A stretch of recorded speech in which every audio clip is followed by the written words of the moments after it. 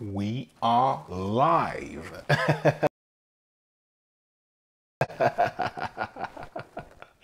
Good evening, every breathing one. Je me recoiffe, je me remets bien comme il faut. Nouvelle capsule d'Improve Your English Daily. Ta capsule pour les francophones qui sont déjà anglophones sans le savoir. Comme tu le sais, cette semaine, on clôture notamment la façon dont les anglophones natifs perçoivent les francophones au moment de parler anglais avec eux. C'est la dernière vidéo de la semaine sur cette thématique et là, on va step up a little bit. On va passer au niveau avancé et bilingue et j'ai une grosse histoire à te proposer pour justement t'aider à te faire te rendre compte comment justement les bluffer sur leur propre terrain, ces anglophones natifs. Comment il est nécessaire de pouvoir justement, qu'est-ce qui est juste, qu'est-ce qu'il faut faire, comment toi tu peux te rendre éligible pour que eux puissent te valider dans ta progression, dans la conversation que tu peux avoir avec les anglophones natifs. On va rentrer dans le détail dans quelques instants. Je te rappelle juste que si tu me découvres à l'instant dans cette série de vidéos où je te propose de passer des étapes, de passer de révélation en révélation dans ta pratique de la langue anglaise dans ces vidéos quotidiennes, tu as la possibilité de me suivre là sur Facebook Live où j'enregistre justement cette vidéo. Tu peux revoir le replay sur la chaîne YouTube d'Improve Your English Daily. Tu peux, pour ce faire, ne rater aucune vidéo en t'abonnant à la chaîne et en cliquant sur la cloche pour être notifié à chaque fois qu'une vidéo sort. Tu as la possibilité de me suivre sur Instagram et sur Telegram. Tous les liens sont en description en dessous ou au-dessus, suivant la plateforme vidéo sur laquelle tu me regardes. Maintenant, comment, avec un certain niveau, tu peux arriver à véritablement bluffer tes interlocuteurs anglo-saxons, anglophones?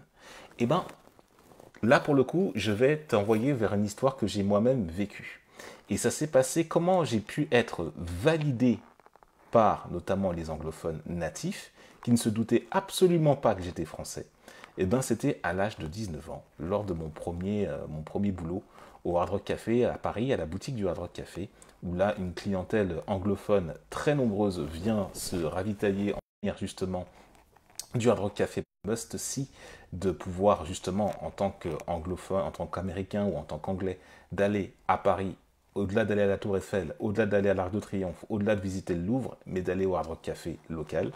Et ben, moi qui bossais au merchandising, justement, moi qui bossais à la boutique du Hard Rock Café, à la boutique de souvenirs à ce moment-là, et ben, dans mes débuts, quand j'ai commencé à communiquer avec les personnes et que mon accent, en fait, ne se décelait absolument pas, c'est quand on me demande, mais d'où est-ce que je suis? Where are you from? Are you from America? Are you from which region? Et je leur dis que, en fait, je suis français. Ils n'arrivaient pas à y croire. Et oui.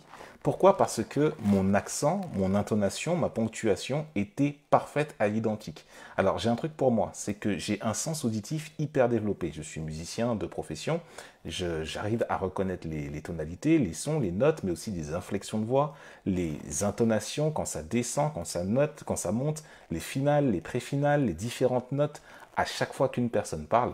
Et à partir de là, moi, ça me choque. Moi, j'enregistre l'information. Et donc, quand il s'agit d'écouter, sachant qu'auparavant, j'ai mangé de l'anglais dans toutes les sauces, que ce soit dans la musique ou que ce soit dans les films, et donc je me suis passionné pour l'anglais parlé, eh ben, j'ai imprimé, au fur et à mesure que l'anglais devenait vraiment quelque chose d'important et véritablement critique pour moi, eh ben, j'ai noté toutes les inflexions et surtout j'étais capable de pouvoir les restituer exactement comme il le fallait. Et comme tu peux le remarquer maintenant que ça fait 113 vidéos que je suis là et que j'ai aucune difficulté on va dire, dans ce qui concerne l'oration, le fait de pouvoir proposer un discours, et ben, lorsqu'il s'agit de le faire en anglais, pour moi, je rassemble tout ça. Et le fait de pouvoir le faire en anglais n'était pas un problème lorsqu'il s'agissait d'entrer en conversation directement avec les anglophones. Et c'est comme ça que j'ai réussi à me faire valider. Et eux-mêmes, je les ai bluffés. Mais toi maintenant qui es francophone, tu vas me dire, mais comment tu peux faire pour arriver à ce niveau-là? Étape 1, déjà, c'est de bouffer de l'anglais tous les jours. Voilà, du contenu anglais tous les jours, que ce soit de la musique, que ce soit des films, que ce soit que tu te crées une bulle, que tu sois dans une sphère. Voilà, il n'y a pas d'excuse. Tu n'as pas à te dire oui, mais moi, voilà, dans mon milieu, on n'a pas besoin, voilà, je suis francophone, on n'a pas besoin de se mettre dans ces trucs-là. Non, non, no excuse. You have to prove yourself wrong. You have to set down your boundaries in the English speaking. Tu dois délimiter ton territoire pour que tu puisses justement toi-même entrer dans cette dynamique anglophone et que tu te crées un modèle. Mais ça ne veut pas dire que tu vas mettre le francophone de côté. Tu ne vas pas commencer à faire du franglais dans tous les sens. Ça n'a aucun sens, aucune valeur. Ça ne passe pas le franglais. Par contre, créer un environnement anglophone propice, moi, pour le coup, ça a été dans les contenus passifs que j'ai pu ingurgiter. Ça peut être dans les différentes rencontres, les différents meet-up, les différentes réunions que tu peux faire avec des anglophones que tu connais, de te créer des ateliers vraiment de cours si jamais tu n'as pas les moyens de prendre des cours. Bref, tu te débrouilles. Donc voilà, tu te crées un environnement anglophone prospère, propice, pour pouvoir favoriser justement ta fluidité en termes d'expression, en termes justement de compréhension aussi dans les échanges, dans les interactions que tu peux faire. Et c'est après, à force, en répétant que après derrière, lorsque tu es en train de bosser tes fondamentaux, tu bosses ta grammaire, tu bosses ta technique, que tu le fais un peu tous les jours, et à force, et ben tout naturellement, que ce soit en Grande-Bretagne, ou que ce soit aux États-Unis, en Australie, ou dans n'importe quel pays anglophone de la planète, en Afrique ou dans la Caraïbe, eh ben ça passe crème. It goes easily, it's fluent. À partir de ce moment-là, assume un accent aussi, que ce soit un accent plus britannique, un peu plus articulé, ou que ce soit un accent plus américain, un peu plus nasillard, comme ça. Peu importe, whatever. Tu choisis ton truc et tu répètes. Tu connais tout le vocabulaire anglais sur le rubis des ongles. Moi, je suis bilingue, je ne maîtrise pas tout le vocabulaire anglo-saxon, tout le vocabulaire anglais, tout le dictionnaire. Tu vois? C'est pas ça qui va te rendre bilingue. Ce qui te rend bilingue, c'est que même si tu ne connais pas un vocabulaire, que tu souhaites exprimer un mot, tu arrives à contourner en donnant une définition approchante et l'anglo-saxon à côté, il te donne le mot qui va bien tellement il est sympa avec toi. Voilà comment ça se passe. Ensuite, après derrière, si jamais il y a un mot que tu ne comprends pas et que tu es en pleine conversation, bah, tu fais celui qui ne comprend pas. Tu dis, enfin, tu ne vas pas aller t'inventer, tu ne vas pas faire genre tu comprends, alors qu'en fait tu ne comprends rien. Tu vas simplement dire, voilà, could you repeat this please? I think I haven't understood what you just said. Et tu le fais répéter. Et après, il va détailler, il va décortiquer. Mais c'est subtil tout ça.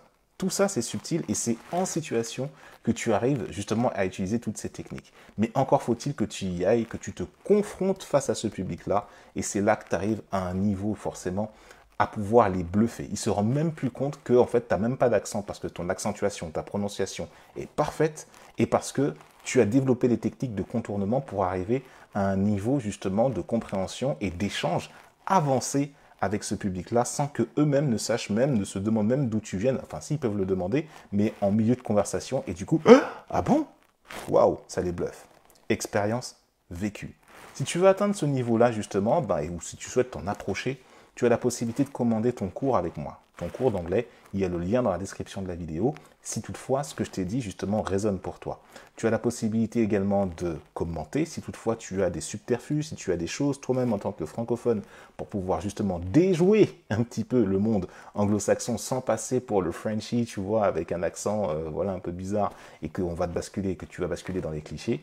Si tu disposes justement toi aussi de certains outils, entrons ensemble en conversation dans le champ de commentaires. Je t'invite aussi à partager ce contenu à toute personne qui semblerait intéressée pour pouvoir développer la conversation et bluffer les natifs anglophones aussi de la même manière telle que je l'ai expliqué dans l'ensemble des vidéos, dans les précédentes vidéos en fonction des différents niveaux que tu as atteints dans la pratique de la langue.